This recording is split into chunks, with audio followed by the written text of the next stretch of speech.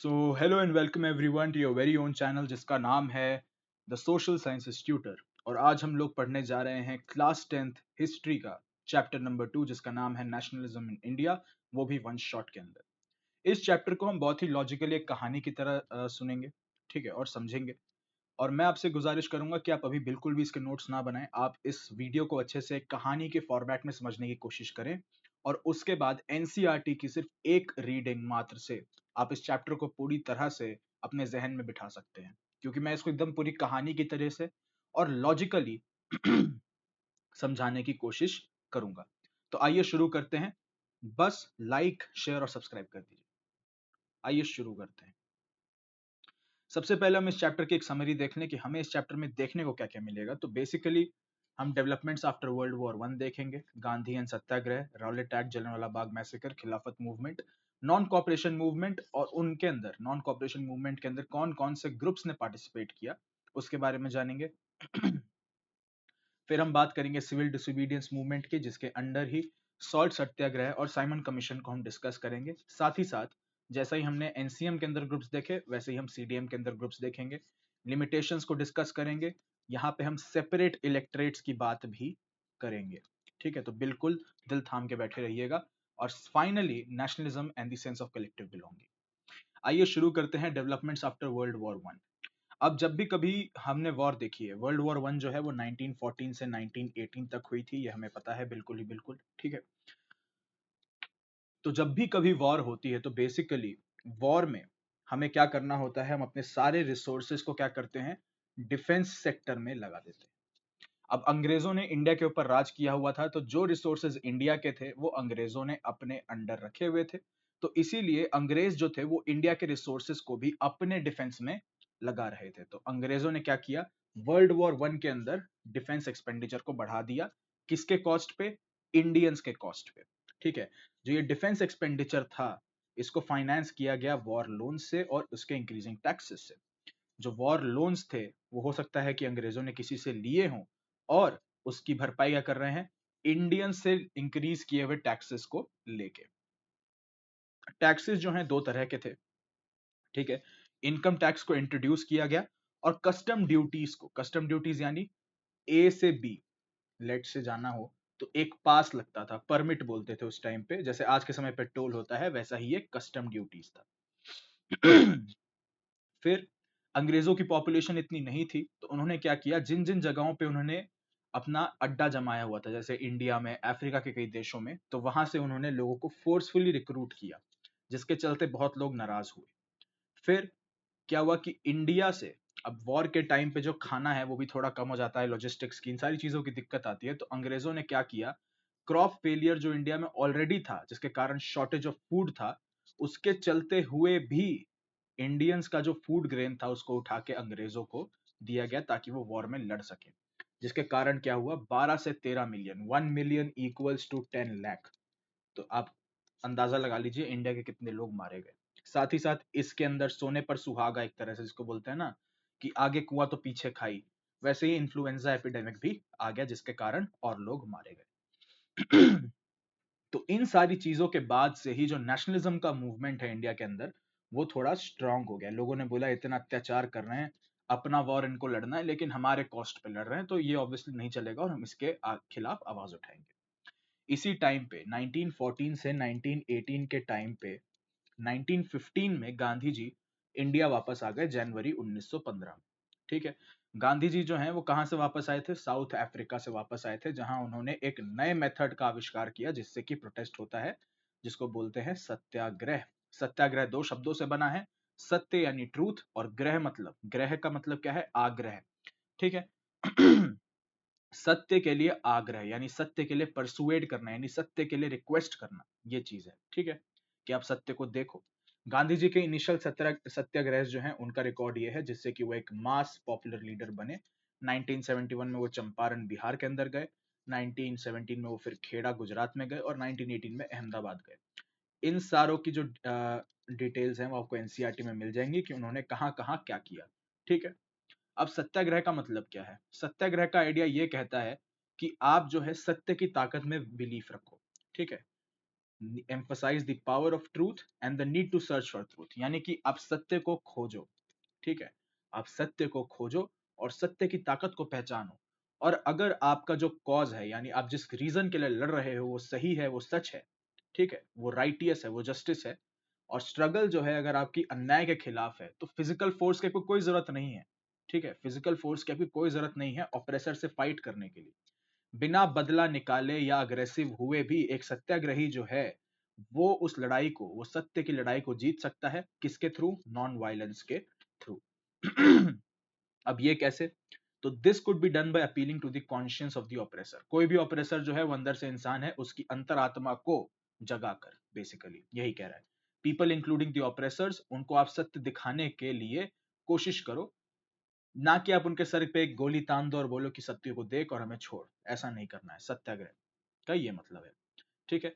सबसे पहला सत्याग्रह जो हुआ वो 1919 में हुआ, राउलेट सत्याग्रह। राउलेट सत्याग्रह जो है वो राउलेट एक्ट के खिलाफ था। इशू ये है, एक्शन बाय इंडियंस और एक्शन बाय ब्रिटिशर्स, ठीक है, हम ऐसे डिस्कस करेंगे राउलेट सत्याग्रह को।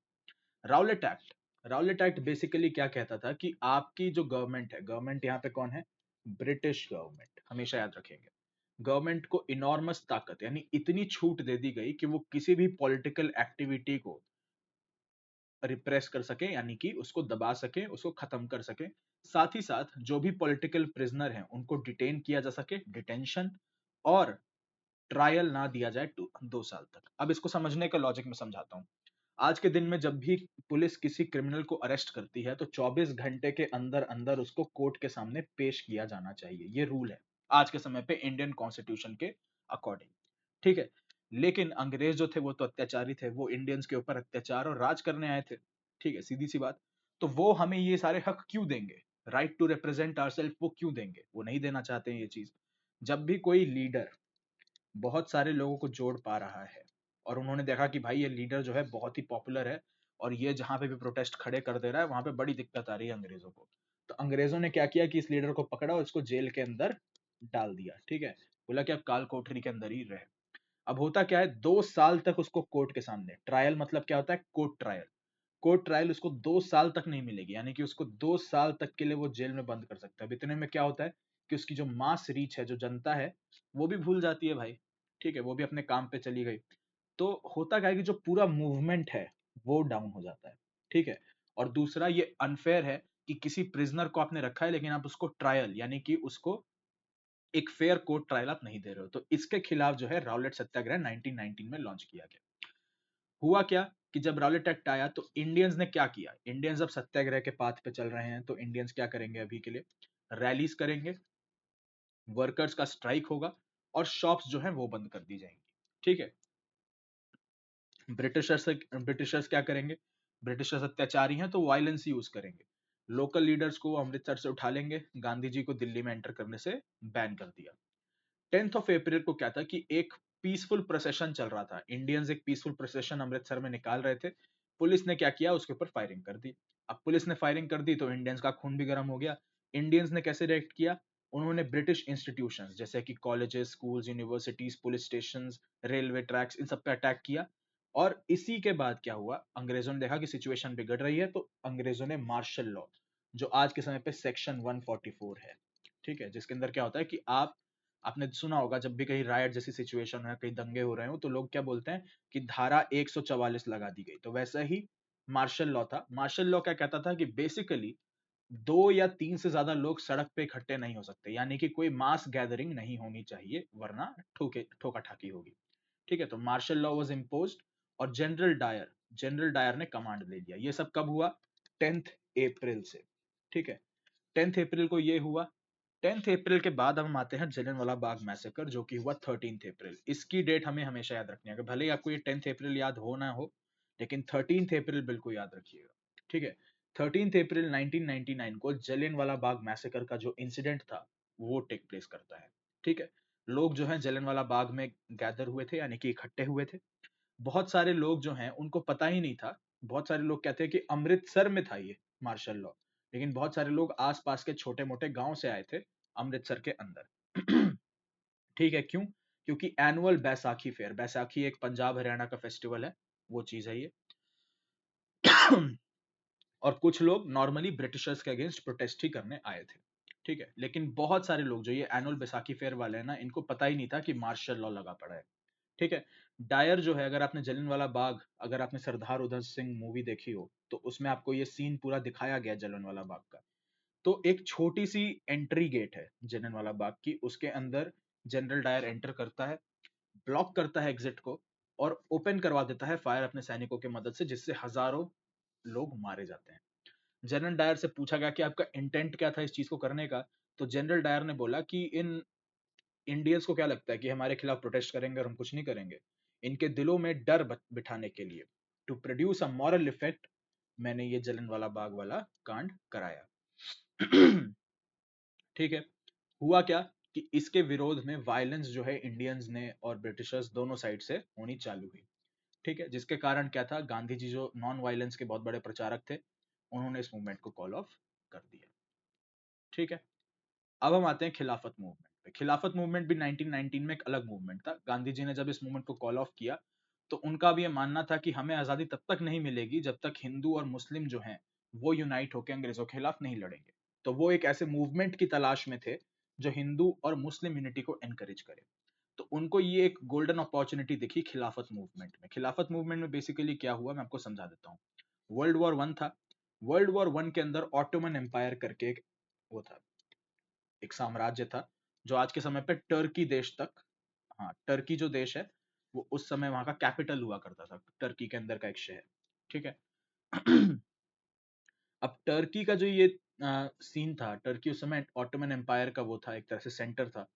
तो बेसिकली क्या हुआ कि ऑटोमन एम्पायर के जो रूलर थे उसको बोलते थे खलीफा, ठीक है। खलीफा जो है वो मुस्लिम्स के लिए जैसे क्रिश्चियंस के लिए पोप होते हैं ना, और हिंदुओं के लिए शंकराचार्य, वैसे ही उस टाइम पे खलीफा जो था वो मुस्लिम्स के लिए एक स्पिरिचुअल लीडर था। लेकिन वर्ल्ड वॉर वन में क्या हुआ कि अंग्रेजों ने और इन सब ने क्या किया कि ऑटोमन एम्पायर को हरा दिया, ठीक है। और ऑटोमन एम्पायर पे एक हार्श ट्रीटी लगाई कि आपको इतने इतने वॉर का रेपरेशन भरना पड़ेगा, इतना जुर्माना भरना पड़ेगा, आपके देश को अब बस इतने में ही रखा जाएगा, ये होगा वो होगा।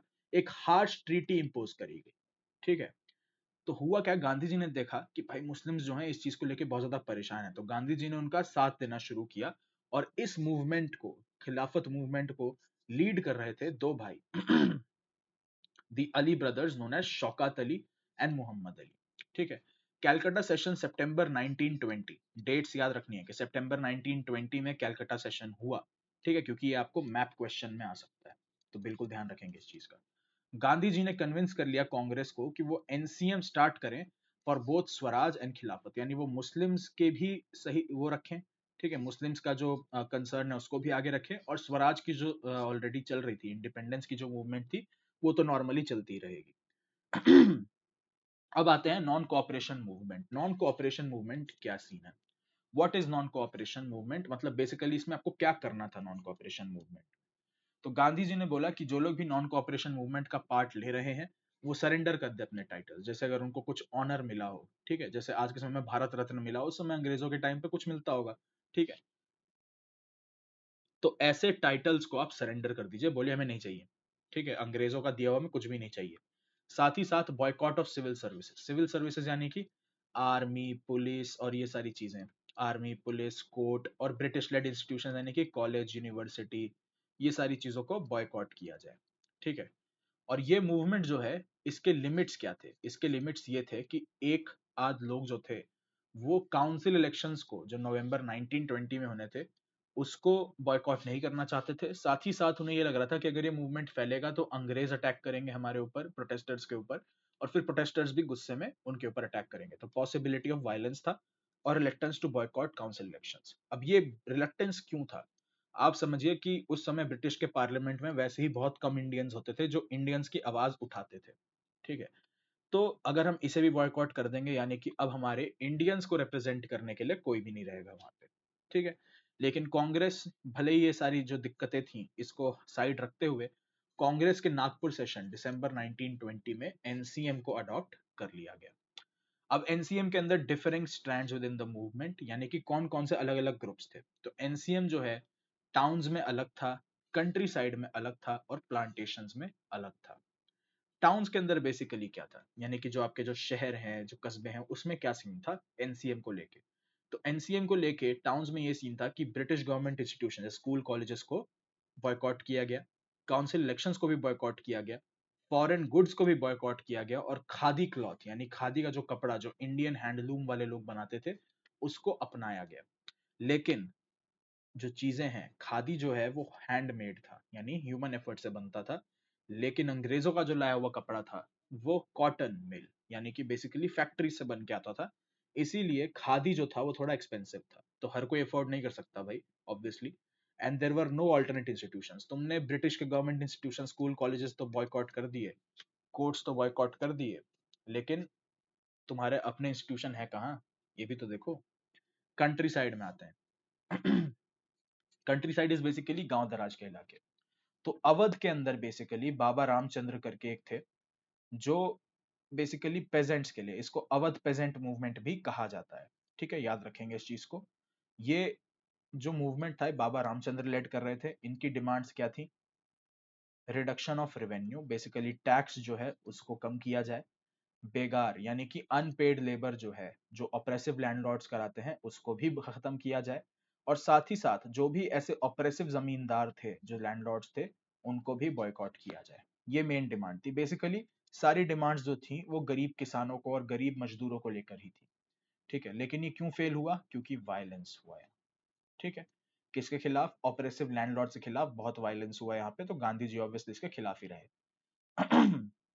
अब हम आते हैं ट्राइबल्स पे। ट्राइबल्स कौन? जो जंगल के अंदर रहने वाले लोग होते हैं। तो उनको कौन लीड कर रहा था? अल्लूरी सीतारामा राजू। इनके डिमांड्स क्या थे? बेसिकली ट्राइबल्स जो है उनका एंटायर लिवलीहुड जो है वो जंगलों के अंदर ही होता है, वो हर चीज का जो काम है वो जंगलों के थ्रू ही करते हैं। एंटर फॉरेस्ट, बेसिकली क्या था, अंग्रेजों ने क्या बोला कि कोई भी फॉरेस्ट के अंदर हमारी मर्जी के बिना एंटर नहीं करेगा, तो बेसिकली वो अपना इस हक को मांग रहे थे। साथ ही साथ जो कैटल यानी कि बेसिकली जो गाय भैंसे वो चराते थे, वो भी चराना चाहते थे जंगलों में। और फायरवुड और फ्रूट्स जो उनकी लिवलीहुड का एक बहुत बड़ा हिस्सा था, वो भी वो चाहते थे कि वो जंगल से ला सके, जिनको अंग्रेजों ने बैन कर दिया था। तो ये मूवमेंट कहाँ हुआ? गुडेम हिल्स ऑफ आंध्र प्रदेश, ठीक है, गुडेम हिल्स ऑफ आंध्र प्रदेश में ये हुआ। इसको ही बोलते हैं गुएरेला मूवमेंट। बेसिकली ये अंग्रेजों पर कहीं भी कभी भी कैसे भी अटैक कर देते थे, जस्ट टू डिस्ट्रैक्ट, ठीक है। अब आते हैं प्लांटेशंस। प्लांटेशन का जो सवाल है ये एक पीवाईक्यू है, यानी कि ये प्रीवियस ईयर क्वेश्चन है, आपको ये ध्यान रखना है। और इसीलिए मैं कह रहा हूं कि आपको एनसीईआरटी पढ़ना पड़ेगा, और फिर आप इन नोट्स के हिसाब से अपने नोट्स बनाइए, ठीक है। असम के जो प्लांटेशन वर्कर्स थे उनके लिए डिमांड क्या था?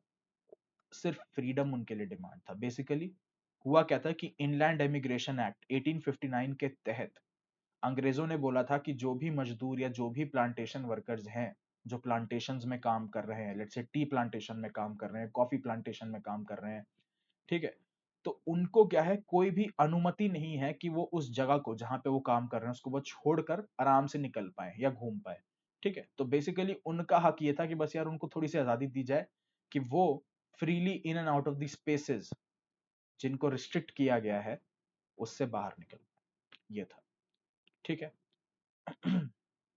एनसीएम जो है वो वायलेंस के चलते ही फेल हुआ। गांधी जी की एक बहुत बेकार आदत थी, जो मेरे हिसाब से बेकार है, पर उस समय के हिसाब से पता नहीं क्या सीन था, कि जब भी कहीं इंडियंस रिट्रीब्यूट करते थे, यानी बेसिकली इंडियंस जो हैं अंग्रेजों को मुंह तोड़ जवाब देते थे वायलेंस के थ्रू, तो गांधी जी तुरंत मूवमेंट को कॉल ऑफ कर देते थे। जैसे कि Chauri Chaura incident 1922, basically Indians ने एक ब्रिटिश पुलिस स्टेशन को आग के हवाले कर दिया, गांधी जी ने मूवमेंट कॉल ऑफ कर दिया। तो अब तक हमने पढ़ लिया developments after World War one, Gandhian Satyagraha, Rowlatt Act, non cooperation movement. अब हम पढ़ेंगे ये बाकी का हिस्सा, ठीक है। बहुत ही आसानी से हमने अभी तक खत्म किया है सब कुछ, कहानी की तरह सुनते आ रहे हैं, कहानी की तरह ही सुनते जाएंगे। साइमन कमीशन 1928, ठीक है। अब तक जो काम हो रहा था वो 1922 तक का मैंने बताया, ठीक है। बीच में बहुत कुछ हुआ है पर हमारा फोकस एनसीईआरटी में जो जो है उसके ऊपर ही रहेगा। Simon commission 1928। टोरी गवर्नमेंट कौन? जो उस समय ब्रिटेन के अंदर जो सरकार थी वो। तो बेसिकली साइमन कमीशन को टोरी गवर्नमेंट ने बनाया, और इंडियन नेशनल्स की, नेशनलिस्ट जो थे, जो लोग इंडिया की आजादी के लिए लड़ रहे थे, उनकी डिमांड्स के अंदर उनके डिमांड्स को कंसिडर करने के लिए बनाया गया, ठीक है। वैसे तो फेक था, कोई इनको मतलब नहीं था इंडियन नेशनलिस्ट की डिमांड से, बट फिर भी दिखाने के लिए कि हाँ भाई हम तुम्हारी बातों को भी कंसिडर करेंगे। साइमन कमीशन जो है इंडिया के अंदर अराइव हुआ 1928 के अंदर। दिक्कत क्या थी कि इंडियन की डिमांड्स को सुनने के लिए, इंडियन नेशनलिस्ट की डिमांड को सुनने के लिए, इंडियन नेशनलिस्ट की डिमांड्स को रिप्रेजेंट करने के लिए एक भी इंडियन मेंबर नहीं था इस कमीशन में। 7 ब्रिटिश मेंबर्स थे, नो इंडियन मेंबर। इसीलिए इसको साइमन गो बैक के स्लोगन से वेलकम किया गया। 1928 में यह हुआ। दिसंबर 1929 में जवाहरलाल नेहरू की प्रेसिडेंसी में लाहौर सेशन ऑफ कांग्रेस में पूर्ण स्वराज की डिमांड को फॉर्मलाइज कर दिया, यानी कि पूर्ण स्वराज मतलब कंप्लीट इंडिपेंडेंस। ठीक है। फिर आता है सॉल्ट मार्च एंड सीडीएम। 1929 में यह हुआ। सॉल्ट मार्च एंड सीडीएम के बाद बात करते हैं। 31 जनवरी 1930 को, दिसंबर 1929 ये 31 जनवरी 1930 को गांधी जी ने वाइसरॉय इरविन को एक लेटर लिखा और उसमें उन्होंने 11 डिमांड्स यानी 11 चीजों की डिमांड रखी। 11 डिमांड में से एक डिमांड जो थी वो थी सॉल्ट टैक्स को अबॉलिश करना। सॉल्ट टैक्स यानी नमक के ऊपर जो टैक्स लगा था उसको अबॉलिश करना। अब ये क्यों है? अंग्रेज देखो कितने चालाक थे कि उन्होंने इंडिया के ही नदियों से, इंडिया के ही सीज से, है ना, समुद्र के पानी से नमक बनाया और इंडियंस को ही यूज करने के लिए उस नमक को टैक्स देना पड़ता था। किसे? अंग्रेजों को। ठीक है। तो ये थी, देखो आप किस तरह से लोगों के ऊपर अत्याचार किया जा रहा था। पर गांधी जी ने अबॉलिश सॉल्ट टैक्स का क्यों रखा डिमांड? क्योंकि सॉल्ट एक एसेंशियल फूड आइटम है। ठीक है।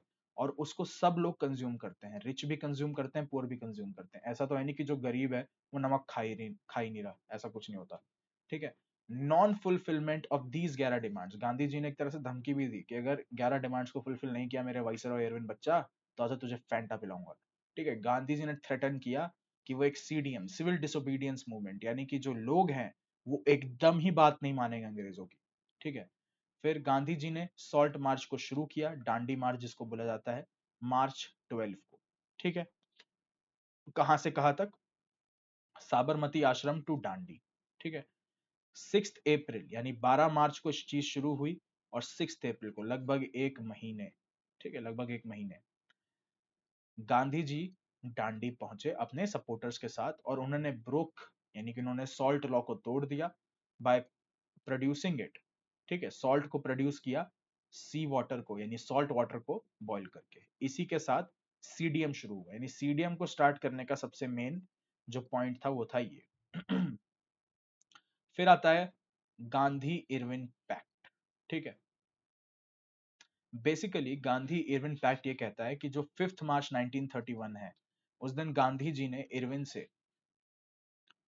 के साथ एक पैक्ट साइन कर लिया जिसके थ्रू उन्होंने सीडीएम को तो एंड किया, साथ ही साथ गांधी जी को सेकेंड राउंड टेबल कॉन्फ्रेंस जो कि लंदन में होती है उसमें पार्टिसिपेट करने के लिए आमंत्रण दिया गया।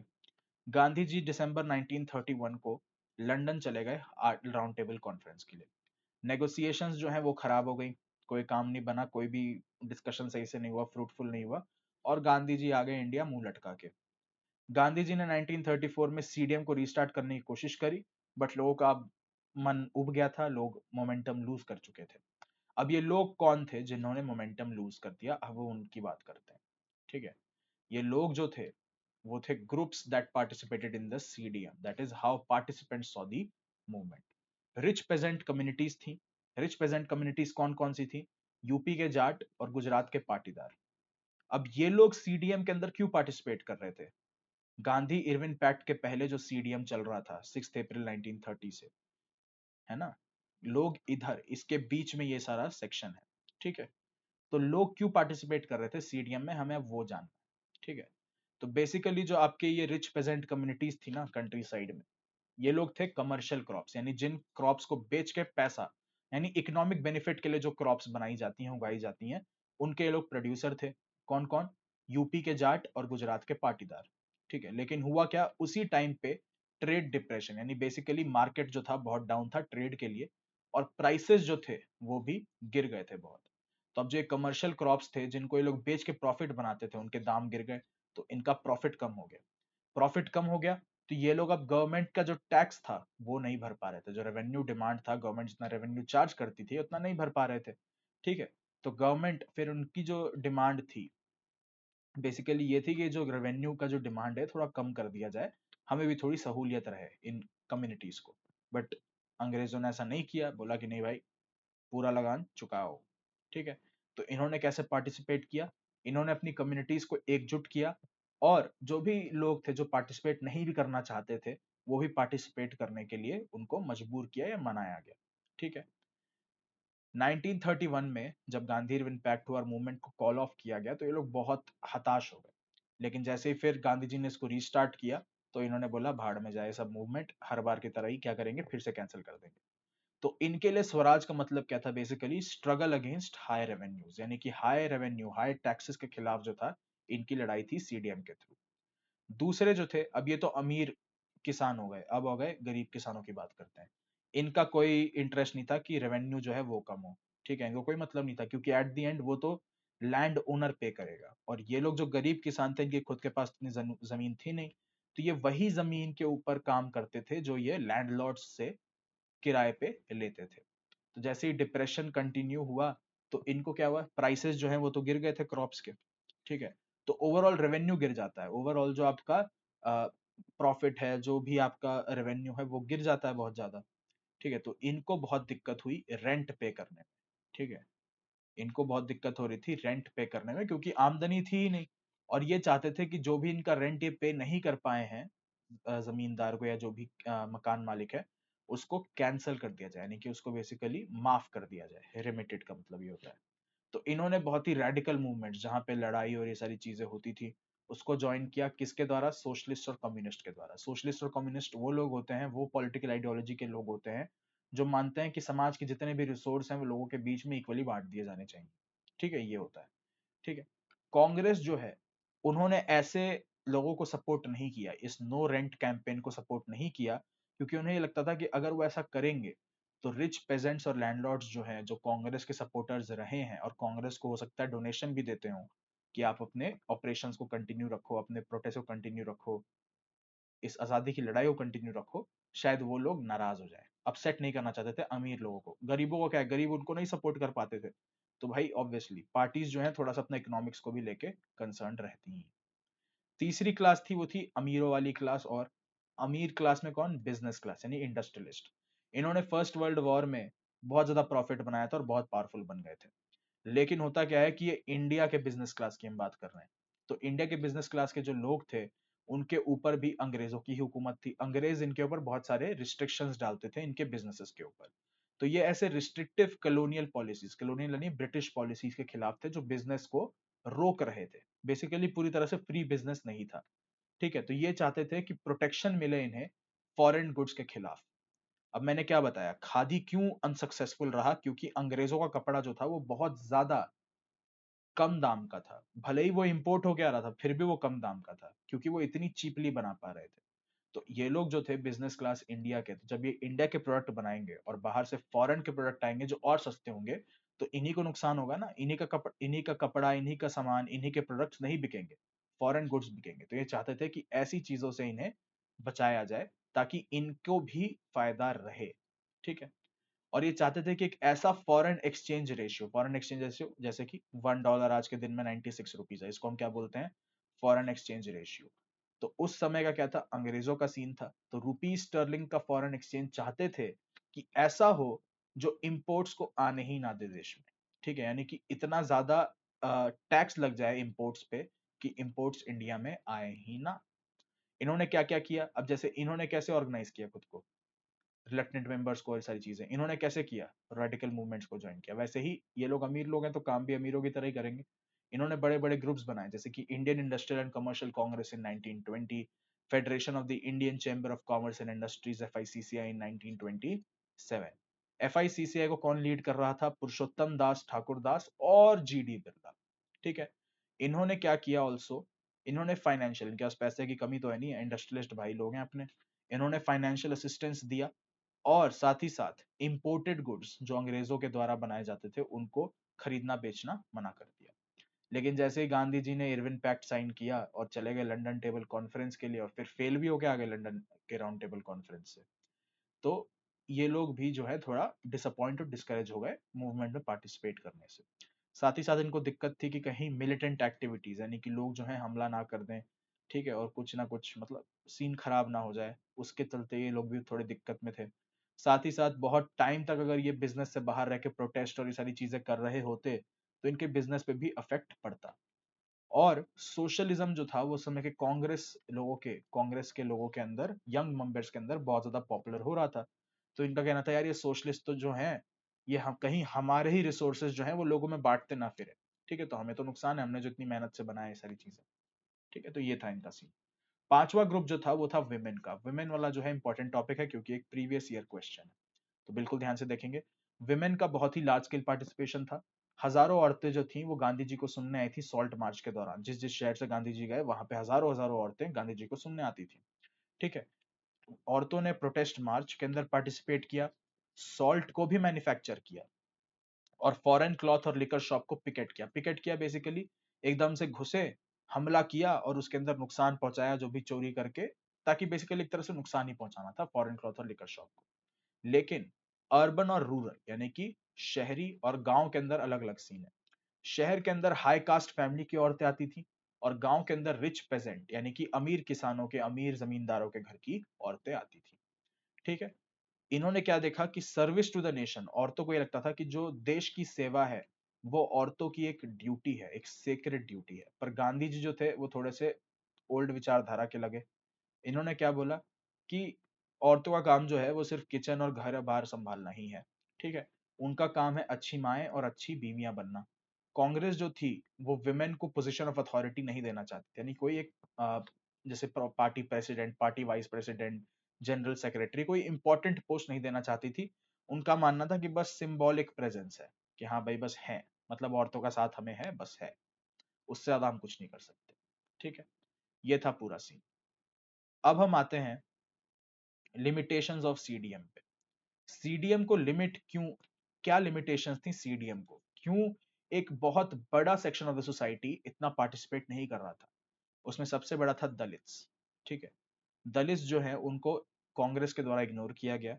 ठीक है, और पॉलिटिकल रिप्रेजेंटेशन से भी बेसिकली क्या था, दलित्स का सीन क्या था, दलित्स को जो है बहुत ऑप्रेस किया गया। ठीक है, तो दलित्स ने क्या बोला कि हमें जब तक पॉलिटिकल रिप्रेजेंटेशन यानी पार्लियामेंट्स के अंदर, ठीक है, पार्लियामेंट के अंदर, स्टेट असेंबली के अंदर जब तक हमें रिजर्व्ड सीट्स या फिर सेपरेट इलेक्टरेट्स, पहले इनकी डिमांड सेपरेट इलेक्टरेट्स की थी। जो सेपरेट इलेक्टरेट्स का कॉन्सेप्ट मैं आपको समझाऊंगा।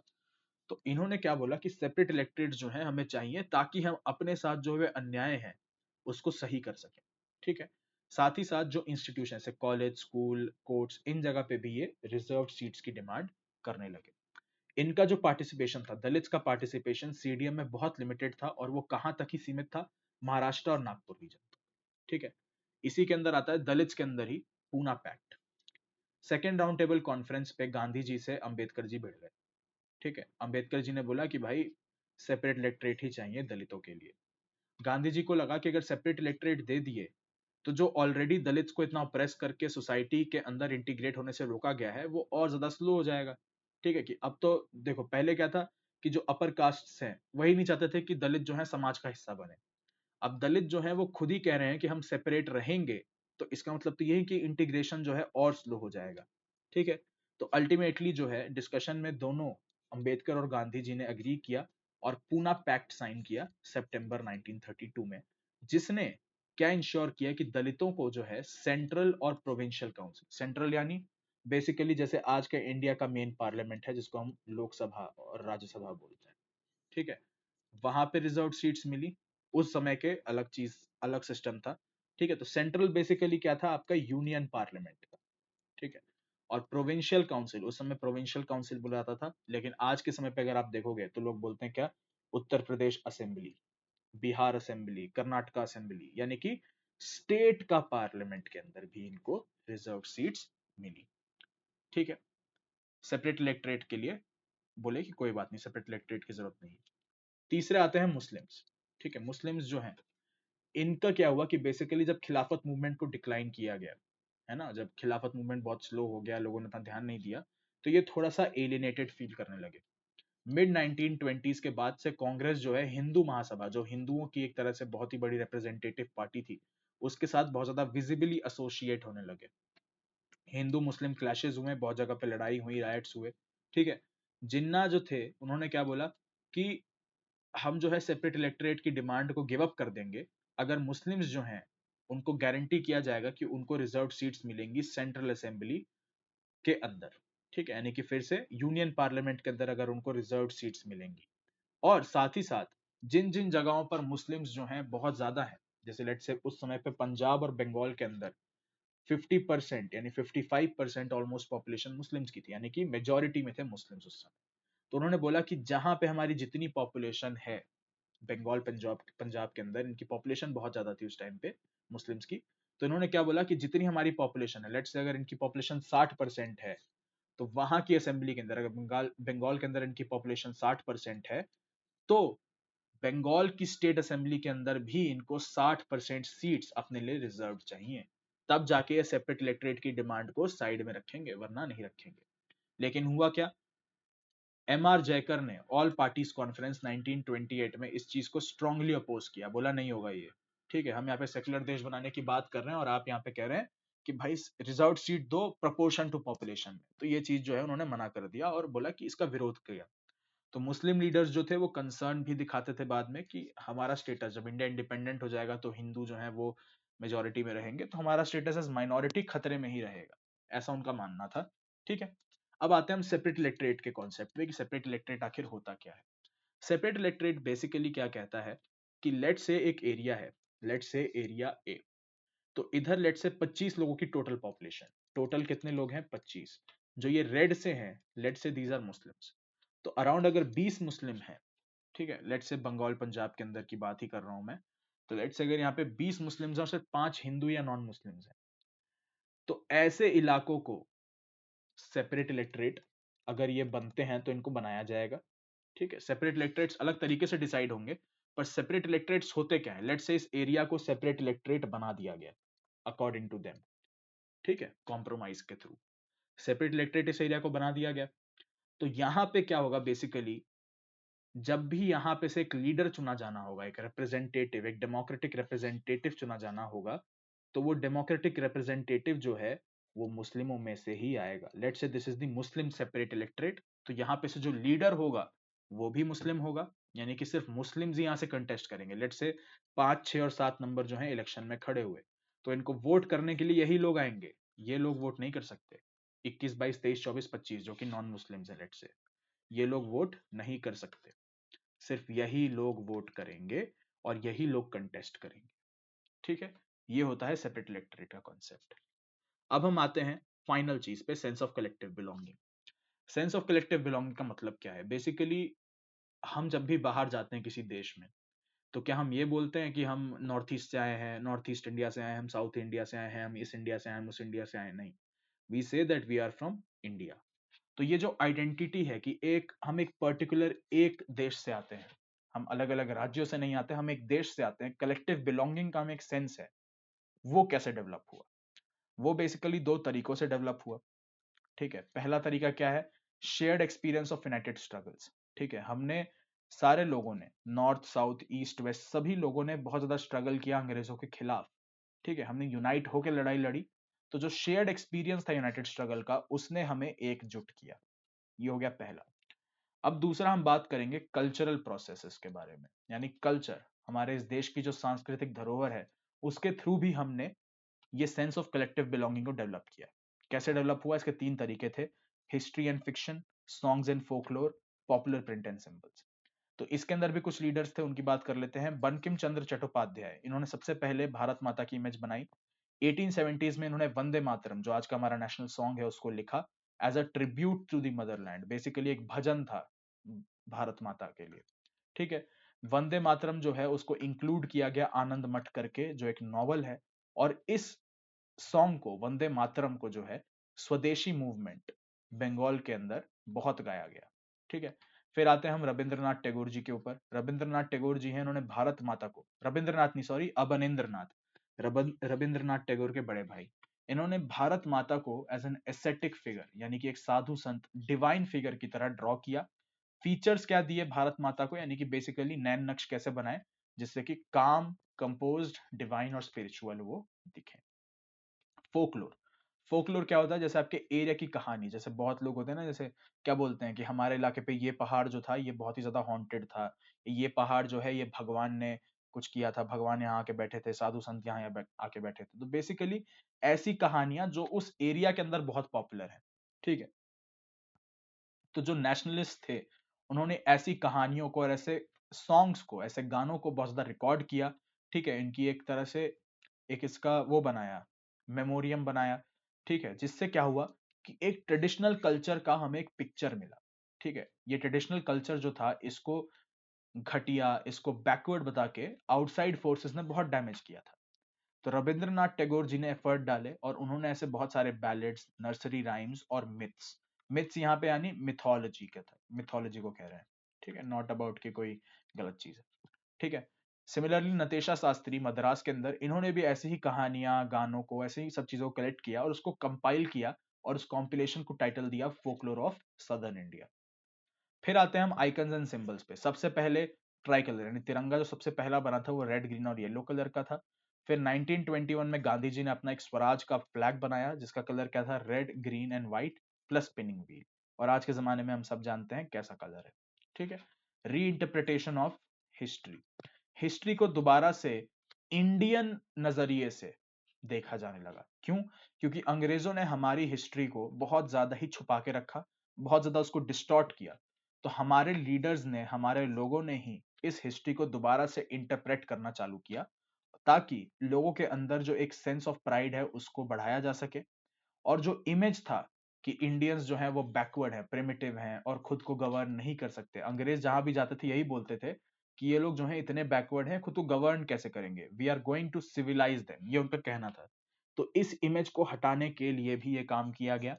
और ग्लोरियस डेवलपमेंट जो इंडियंस की थी, आर्ट, साइंस, लिटरेचर, ट्रेड, इन सबको नोट किया गया, इन सबको दिखाया जाने लगा लोगों को ताकि वो इंडिया की हिस्ट्री में एक गर्व महसूस कर सकें। लेकिन प्रॉब्लम क्या थी कि इसी चीज के अंदर हिंदू आइकोनोग्राफी, जैसे कि भारत माता को बनाया गया तो वो हिंदू देवी की तरह बनाया गया, तो बहुत लोग जो हैं जो धर्म में नहीं मानते इस वाले, उनको थोड़ी सी दिक्कत हुई, थोड़ा सा एलिनेटेड फील किया। यही लिखा हुआ है, other communities felt left out. तो यहाँ पे आपका ये वाला चैप्टर खत्म हो जाता है। अब मैं आपसे क्या रिक्वेस्ट करूंगा कि आप एनसीईआरटी को एक बार पढ़िए और फिर से हो सके तो इस वीडियो को 1.5x 1.75x पे देखिए। आपको ये चैप्टर अब जिंदगी में कभी कभी दिक्कत नहीं देगा, कभी भी दिक्कत नहीं देगा। तो आई होप सो आपको ये वीडियो पसंद आई होगी। अगर पसंद आएगी तो जरूर से जरूर सब्सक्राइब करिए, लाइक करिए और इस वीडियो को अपने दोस्तों के साथ शेयर करिए। जय हिंद, जय भारत।